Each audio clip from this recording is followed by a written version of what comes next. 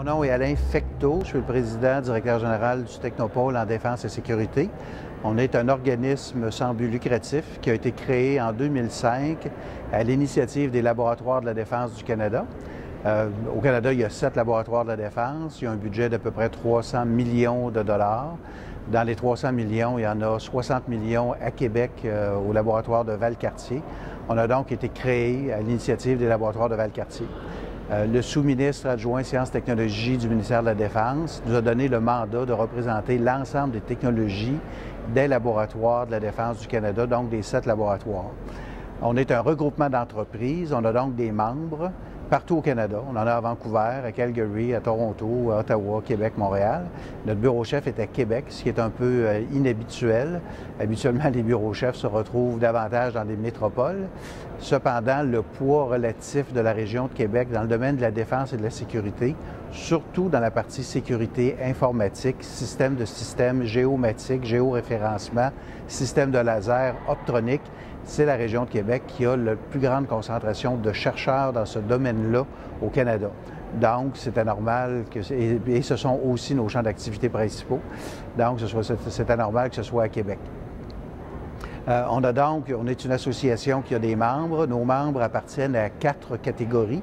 Ce qu'on appelle des intégrateurs. Les intégrateurs, ce sont des grandes sociétés qui sont capables de vendre des solutions complètes au gouvernement donneur d'ordre, ministère de la Défense, ministère de la Sécurité publique.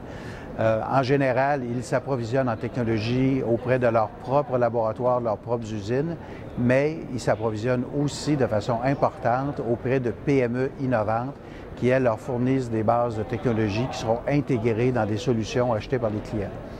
Le deuxième groupe de nos membres, ce sont des PME. Puis je dirais, on a à peu près 34 membres qui sont des PME, petites et moyennes entreprises, surtout dans le domaine des technologies de l'information optique, photonique, optronique. On en a aussi dans les verres blindés, là, puis d'autres choses comme ça, mais la majorité sont quand même en technologie de l'information.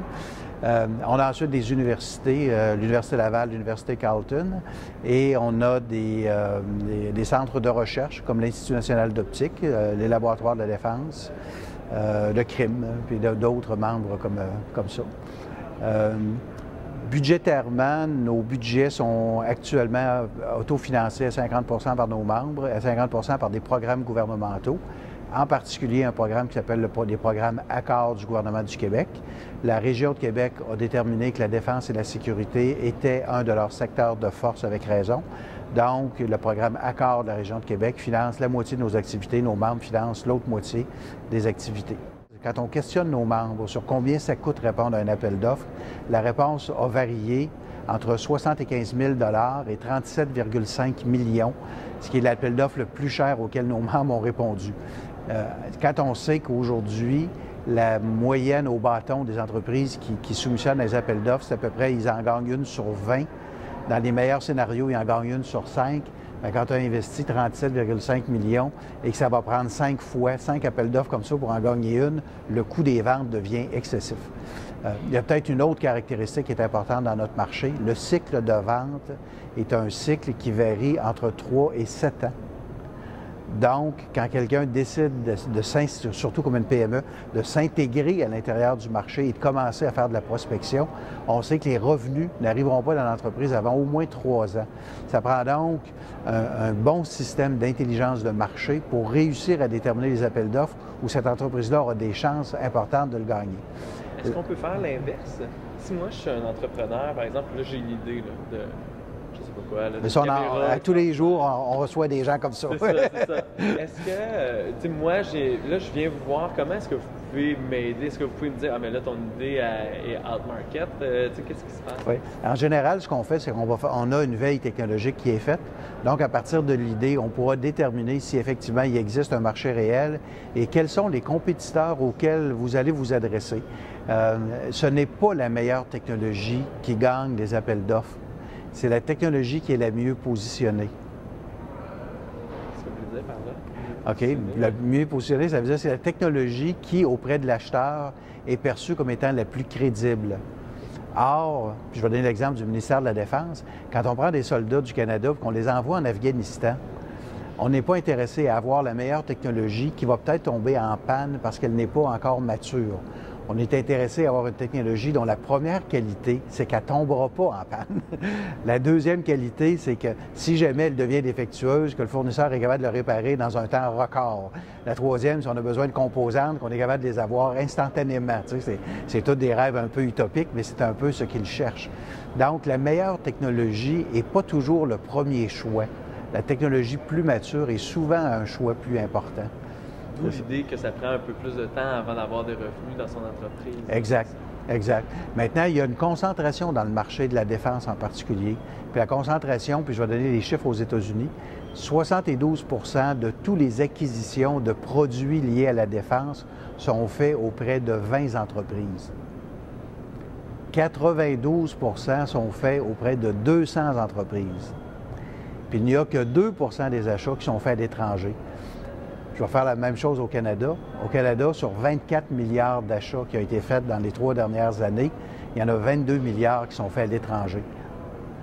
Donc, notre objectif, c'est de s'assurer que nos PME, nos entreprises et nos intégrateurs obtiennent une part importante des contrats, autant en défense qu'en sécurité publique. Ces marchés-là sont des marchés, dans le cas de la défense, où on a quand même un cycle d'acquisition qui est bien structuré au Canada puis qui est bien compris. Dans le cas de la sécurité publique, c'est un cycle inverse.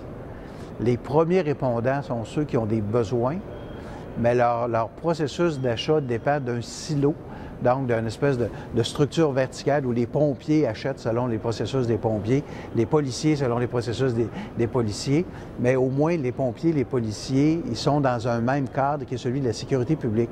Mais les ambulances, qui font aussi partie des premiers répondants puis qui sont appelés en priorité dans un état de crise, eux autres appartiennent aux régies régionales puis appartiennent au ministère de la Santé.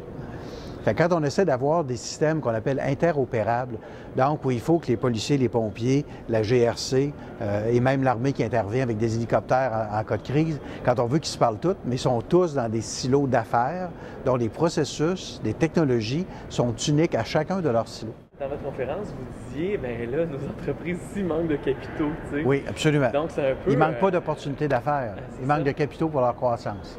Mais c'est aussi, en tout cas, c'est un peu contradictoire, là, ces deux trucs-là. Tu sais. Comment est-ce que vous voulez agir pour aider? Bien là, j'arrive à notre deuxième projet structurant. On appelle ça un centre d'intégration technologique. Le centre d'intégration permet de prendre les technologies des PME, de les faire fonctionner ensemble, de faire une vitrine technologique pour démontrer aux clients utilisateurs qu'il n'y a pas de risque à utiliser des technologies issues des PME et à réduire donc le risque pour l'acheteur. Ça réduit aussi le risque pour l'entreprise et le risque pour ses financiers parce qu'il y a maintenant un environnement de scientifiques capable de démontrer et de certifier que le produit est utilisable dans le domaine de la défense et ou dans le domaine de la sécurité publique avec un haut taux de fiabilité. Fait que ça permet donc de sécuriser cette couche-là. Je dirais, on va voir les résultats réels de cette activité-là dans 3-4 ans parce que le temps que la machine se mette en marche, que les gens voient les résultats à moyen terme, puis plus à long terme, ils vont dire c'est vrai, l'outil a fait sa preuve. Mais il va quand même s'investir plusieurs millions de dollars dans l'activité d'intégration et de vitrine technologique au cours des 5 prochaines années.